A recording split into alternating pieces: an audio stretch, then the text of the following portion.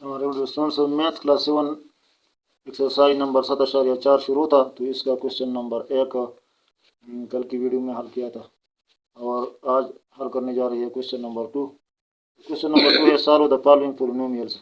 ये polynomials expression है और इसको हल करना है, लेकिन पहले वाला जो क्वेश्चन था उसमें एक्सप्रेशन को आपस में ऐड करना था और यहाँ पर एक दूसरे से माइनस करना है। यहाँ पर सारे एक्सप्रेशन, ये जो एक्सप्रेशन है और ये इसके बीच में माइनस का ऑपरेशन है इन सब की, तो इसको एक दूसरे से माइनस करना है। तो कल एडिशन का क्वेश्चन था, आज वही अलजेब्रिक एक्सप्रेशन है लेकिन इसका सब्ट्रैक्शन है। तो इसको हल करते हैं। हल करने से पहले हमेशा की तरह अगर चैनल पर आप नए हैं तो चैनल को सब्सक्राइब करें और वीडियो को पहले लाइक करें ताकि वीडियो आगे चल सके। तो चलो इसको हल करते हैं। तो क्वेश्चन नंबर 2 का ये पार्ट नंबर 1 है। पार्ट नंबर ए -3ab और -7ab। तो इसको हल करना है। तो इसका तरीका वो सिंपल है कि ये -3 है और ये -7 है, तो माइनस माइनस आपस में हम ऐड करेंगे। ये कानून है, ये उसूल है और इसके साथ हम ऑपरेशन लगाएंगे किसका, ये माइनस का। तो इस क्वेश्चन को आप जब हल करेंगे तो इसको एक मरतबा फिर लिखिए, -3ab -7ab। तो इसको आपस में जमा करें और इसके साथ माइनस का साइन लगाएं, क्योंकि ये दोनों माइनस है। अगर एक प्लस होता है एक माइनस तो फिर एक दूसरे से हम माइनस करते, लेकिन ये दोनों माइनस है तो माइनस माइनस का आपस में जमा हो जाएंगे और इसके साथ साइन हम लगाएंगे माइनस का। तो ये हमारे पास बन गया -10ab। तो ये हमारे पास आंसर आ गया। अब पार्ट नंबर बी हमारे पास -u² - v और इसको माइनस करना है 9u² + v से। तो अगर आप इसको इस तरीके से ऊपर नीचे लिखते हैं तो ऊपर नीचे लिखिए, लेकिन इसको अगर सादा तरीके से आप लिखते हैं तो इस तरीके से लिखिए, -u² और -v। ये इस तरीके से लिखिए। अब रह गया ये वाला, तो ये ऐसा है कि ये जो दोनों के बीच में ये जो माइनस है और ये ब्रिकेट के अंदर जितनी भी कुछ है तो इसके साथ ये माइनस साइन मल्टीप्लाई हो जाएगा। ब्रिकेट के बीच में जो है इस और इसके बीच में क्या है, ब्रिकेट है। तो ब्रिकेट का मतलब ये है कि ये वाला साइन जो है अंदर के साथ मल्टीप्लाई हो जाएगा। तो आप ये +9 है, +9u², इसको माइनस के साथ मल्टीप्लाई करें तो ये हमारे पास आएगा -9u² plus multiply minus is equal to minus, तो -9u²। ये लाइक टर्म इसके नीचे। अब ये 4v है और ये 1v है, तो यहाँ पर ये प्लस है और ये माइनस, इस प्लस के साथ मल्टीप्लाई करें तो minus multiply plus is equal to minus, तो ये -4v बन जाएगा। अब इसको आप आगे हल करें तो माइनस और माइनस आपस में जमा हो जाएंगे। हमने पहले बताया कि माइनस दोनों जब माइनस हो तो वो आपस में जमा हो जाती है और साइन उसके साथ माइनस का लग जाता है। तो ये -u और ये -9u, तो ये बन गया -10u²। इस तरीके से ये v और ये -4v, तो माइनस माइनस आपस में जमा करें तो ये 1v ये और 4 ये, तो 5v और -5v। तो ये हमारे पास इस तरीके से आंसर बन जाता है। ये बीच वाला जो दोनों ब्रिकेटों में के बीच में ये जो साइन है ये वाला, ये इस अंदर की जो ऑपरेशन होंगी उसके साथ ये बीच वाला मल्टीप्लाई हो जाएगा। तो मल्टीप्लाई करने का तरीका ये है कि माइनस और मल्टीप्लाई माइनस, ये इज इक्वल टू होता है प्लस का, और प्लस मल्टीप्लाई माइनस ये बराबर होता है माइनस का, और प्लस मल्टीप्लाई प्लस ये बराबर होता है प्लस का। तो जब दो माइनस आपस में मल्टीप्लाई होते हैं तो फिर प्लस बन जाता है, लेकिन ये एक प्लस और एक माइनस मल्टीप्लाई हो जाता है तो फिर माइनस बन जाता है। तो इस तरीके से ये एक प्लस है ये एक माइनस है, तो प्लस माइनस के साथ मल्टीप्लाई तो -4v बन गया। अब हमारे सामने पार्ट नंबर सी है, 3x - 5y² - 5 और फिर -6x + 2y² + 3। तो इसको आप सॉल्यूशन में उस तरीके से अगर लिखते हैं ऊपर नीचे जो सादा हम एडिशन करते हैं इंसों का, तो उस तरीके से आप लिखिए तो आपको आसान हो जाएगा। लेकिन अगर डायरेक्ट करते हैं तो डायरेक्ट करने का भी तरीका है, लेकिन हम इस तरीके से लिखेंगे। चलो आपकी आसानी के लिए 3x - 5y² और -5। ये एक्सप्रेशन, अब ये दूसरा वाला एक्सप्रेशन इसमें बीच में माइनस का साइन है और ये -6 है, तो माइनस से minus multiply minus is equal two plus, तो +6x बन जाएगा। तो प्लस लिखने का फायदा नहीं है, तो +x हमने इस तरीके से लिखा। अब ये माइनस इस प्लस के साथ मल्टीप्लाई करें तो plus multiply minus is equal to -2y² बन जाएगा, तो -2y² बन गया। ये +3 है और ये माइनस इसके साथ मल्टीप्लाई करें तो minus multiply plus is equal to minus, तो ये -3 बन जाएगा। तो ये इस तरीके से बन गया। अब नीचे इसका एडिशन करें, सब्ट्रैक्शन करें, तो ये 3x और 6x, तो इससे बन गया 9x।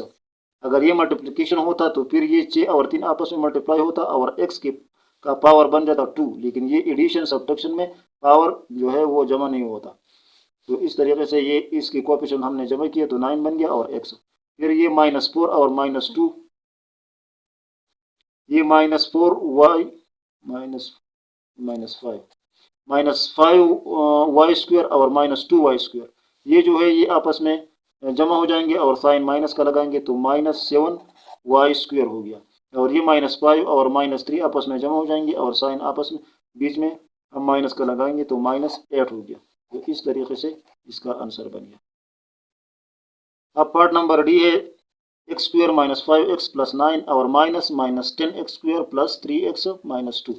तो इसका सलूशन में पहले वाला टर्म इस तरीके से लिखी, x² - 5x और +9, ये हमने अपने हालत में लिखा। अब दूसरे को देखिए, ये माइनस इस माइनस के साथ मल्टीप्लाई करें तो minus multiply minus is equal two plus, तो +10x² बन गया। ये लाइक टर्म इसके साथ हो गया, ये x² और ये x²। अब ये माइनस इस प्लस के साथ मल्टीप्लाई करें तो माइनस और 3x, तो -3x बन गया। और ये माइनस इस माइनस के साथ मल्टीप्लाई करें तो minus multiply minus is equal two plus और 2, तो ये इस तरीके से बन गया। अब इसका एडिशन सब्ट्रैक्शन करें तो ये x² और ये 10x², तो ये हमारे पास बन जाता है 11x²। और ये -5 और -3 आपस में जमा करें और माइनस का साइन लगाए तो -8x बन गया। और ये +9 और +2 आपस में जमा करें तो +11 बन गया। तो ये हमारे पास आंसर इस तरीके से आएगा। अब पार्ट नंबर ई हमारे सामने है 6x + 8y - z और -5x - 2y - z। तो उस तरीके से लिखिए अपनी आसानी के लिए, 6x + 8y - z और ये वाला टर्म ये +5 है। यहाँ पर अगर किसी किस्म का साइन नहीं तो इसका मतलब ये प्लस है, तो plus multiply minus is equal to minus, तो -5x बन गया, तो -5x। और ये माइनस और multiply minus is equal to +2y बन गया। और ये माइनस इस माइनस के साथ मल्टीप्लाई किया तो minus multiply minus is equal to +z बन गया। तो ये हमारे पास आगे इस तरीके से आएगा कि अब जो देखिए यहाँ पर ये +x है, ये -5 है, तो +6 से माइनस करें 5 जो, तो हमारे पास बच जाएगा सिर्फ x, एक x बच गया। और ये +8 और +2 ये हमारे पास प्लस होकर ये 10 बन जाएगा, तो 10y। और ये -z इस +z के साथ ख़त्म हो गया, तो ये एक दूसरे के साथ क्रॉस हो गया, तो इससे कुछ भी नहीं बचा, तो ये इसका लिखने का फ़ायदा नहीं है। ये इस तरीके से प्लस माइनस आपस में ख़त्म हो गया, क्योंकि ये भी सिर्फ एक z है, प्लस है एक माइनस है, तो ये ख़त्म हो गया। और ये हमारे पास आंसर में सिर्फ x + 10y रह गया। नंबर जी है 3x² - 5x + 7 और -5x² - 2x - 1।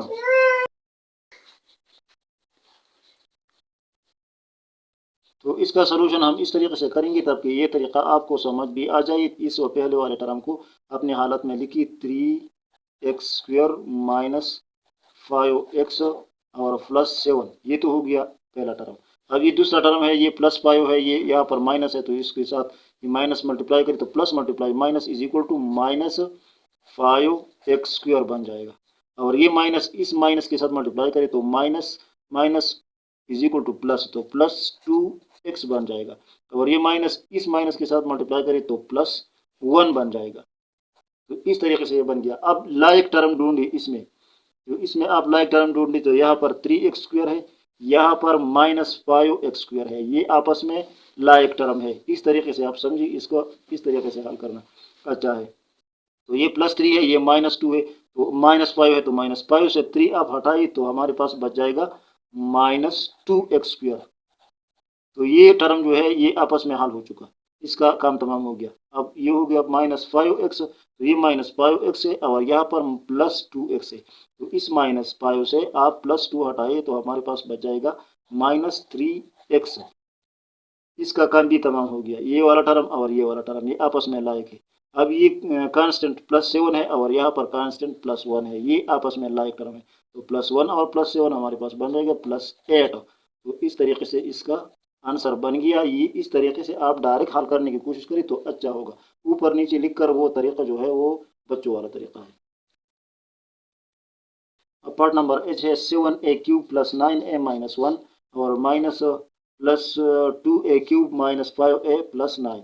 तो इसका आप सॉल्यूशन में ऐसा करें कि इस टर्म को पहले अपने हालत में लिखिए 7a³ और +9a और -1। ये तो अपने हालत में हमने लिखा, इसलिए कि यहाँ पर प्लस साइन अगर नहीं है तो प्लस साइन होगा, तो प्लस को प्लस के साथ मल्टीप्लाई तो प्लस, और यहाँ पर भी प्लस, यहाँ पर भी -1 है तो प्लस को माइनस के साथ मल्टीप्लाई करेंगे तो फिर भी माइनस आएगा। तो इसको अपने हालत में लिखिए। अब दूसरा जो है इसका इसका देखिए, ये +2 है, ये बाहर माइनस है, तो माइनस इस प्लस के साथ मल्टीप्लाई करें तो -2a बन जाएगा, -2a³ बन जाएगा। ये माइनस जो है ये 5 वाला माइनस, ये इस माइनस के साथ मल्टीप्लाई करें तो ये प्लस बन जाएगा, तो +5a बन गया। और ये +9 जो है ये प्लस इस माइनस के साथ मल्टीप्लाई करें तो ये -9 बन जाएगा। तो इस तरीके से ये बन गया। अब इसमें लायक टर्म आप ढूंढिए, तो लायक टर्म इसमें क्या है, आप इस तरीके से इस एक्सप्रेशन, ये सारा जो है एक एक्सप्रेशन बन गया। इसमें क्यूब वाला जो है जो वेरिएबल एक जैसा हो और उसका पावर एक जैसा हो, तो ये दोनों लायक टर्म है। और इसके बाद ये 9a और 5a ये लायक टर्म है, और इसके बाद ये कोएफिशिएंट 1 और 9 ये लायक टर्म है। तो आप लायक लायक को एक दूसरे के साथ प्लस माइनस करेंगे। तो इसको हम ऐसा लिखिए, ये +7a³ है और ये -2a³ है। तो 7 से आप माइनस करिए 2 तो हमारे पास बच जाएगा +5। तो 5a³ बच गया। इसका काम तमाम हो गया ये दोनों टर्म का। अब ये वाला +9a है और ये +5a है, तो इससे हमारे पास ये दोनों प्लस है तो प्लस प्लस प्लस हो जाएंगे, तो +14a बन गया। और ये कांस्टेंट 1 और ये -1 और ये कांस्टेंट -9 है, तो माइनस माइनस आपस में जमा हो जाएंगे और साइन माइनस का लगाएंगे तो ये -10 हो गया। तो इस तरीके से इसका आंसर बन गया। उम्मीद है कि आपको समझ आ गया होगा। क्वेश्चन नंबर 3 है, how much is -8x less than 12x। कहते हैं कि -8x जो है ये 12x से कितना छोटा है। तो आप ऐसा करिए कि आप -12x से -10x माइनस करिए, तो फिर आपके साथ जो जवाब आएगा उतना ही ये -8x इस 12x से छोटा होगा। How much is -8x less than -12x। तो -12 से -8x कितना छोटा है। इसका तरीका हम ऐसा करेंगे कि 12x से माइनस करेंगे -8x, तो जो जवाब हमारे पास आएगा उतना ही ये छोटा होगा। तो हम किस तरह ऐसा लिखते हैं कि 12x माइनस -8x, ये माइनस इस -8 के साथ अंदर है और ये माइनस ये अलग है। तो इस तरीके से हम करेंगे। अब देखिए ये कैसा आएगा, minus minus is equal two plus, तो ये हमारे पास कितना बन जाएगा, ये 12x और minus multiply minus is equal to +8x बन गया। अब आगे इस 12 और 8 को आपस में जमा करें तो 20x बन गया। तो ये -8x 20x छोटा है। तो ये कैसा छोटा है, फॉर एग्जांपल ये आपके जहन में नहीं आएगा कि ये कैसा इतना छोटा है या इतना बड़ा है। फॉर एग्जांपल ये हमारे पास एक नंबर लाइन है, हमने यहाँ पर 0 लिया और यहाँ पर जो है हमने माइनस इंटीजर लिए। फॉर एग्जांपल ये x है, यहाँ पर हमने पॉजिटिव इंटीजर लिए, ये -1 -2 -3 -4 -5 -6 -7 और -8 इस तरफ हो गए। ये 1 2 3 4 5 6 7 8 9 10 11 12। तो अब इसके बाद में आप देखिए 1 2 3 4 5 6 7 8 9 10 11 12 13 14 15 16 17 18 19 20। तो 20 दर्जे जो है ये -8x यहाँ पर है और +12x यहाँ पर है, तो ये इसके बीच में 20 दर्जे फर्क है, तो यहाँ पर 20x हमारे पास इसलिए आ गया। और ये रूल आप समझें तो ये नंबर लाइन की ज़रूरत नहीं है, ये तो मैंने आपको समझाने के लिए आपको दिखाया। तो क्वेश्चन नंबर 4 है, how much is 4v + z greater than 7v - 2z। तो ये 7v - 2z छोटा है और ये 4v + z ग्रेटर है, लेकिन कितना ये ग्रेटर है, तो हम इस 4v + z से माइनस करेंगे इस 7v - z को, तो फिर हमारे पास जो आंसर आएगा उतना ये बड़ा होगा। ये हमारे पास क्वेश्चन है, question number 4, 4v + z greater than यानी कितना ग्रेटर है 7v - 2z से। तो अब ऐसा करेंगे कि इस 4v + z से माइनस करेंगे 7v - 2z, तो इसका वही माइनस वाला सब्ट्रैक्शन वाला तरीका है। 4v + z, इसको ऐसा करें, फिर माइनस करें इस 7v - 2z को। अब इसको बाहर निकाले तो 4v + z तो अपनी जगह पर आ गया, इस माइनस को इस प्लस के साथ मल्टीप्लाई करें तो -7v हो गया, और माइनस को माइनस के साथ मल्टीप्लाई करें तो +2z हो गया। अब लाइक टर्म के साथ माइनस सब्ट्रैक्ट करें तो ये 4v है, ये -7v है, तो +4v - 7 से हम हटाएंगे, ये +4v छोटा है तो इसको हटाए तो -3v हमारे पास बच जाएगा, -3v। ये दोनों आपस में लाइक टर्म है, तो इसमें 4 खत्म हो गया, और -3v क्योंकि 7 बड़ा है तो ये माइनस में है, तो इसका 3 बच गया, तो -3v बच गया। अब ये +z है और ये +2z है, तो ये हमारे पास बन गया, ये दोनों आपस में z और +2z, ये लाइक टर्म है, तो ये +z है और ये +2z है, तो +3z बन गया। तो ये इस तरीके से हमारे पास ये आंसर बन गया। आज के लिए इतना ही, वीडियो बहुत लंबा हो गया, आगे इंशाल्लाह अगली वीडियो में पढ़ेंगे। Thank you for watching.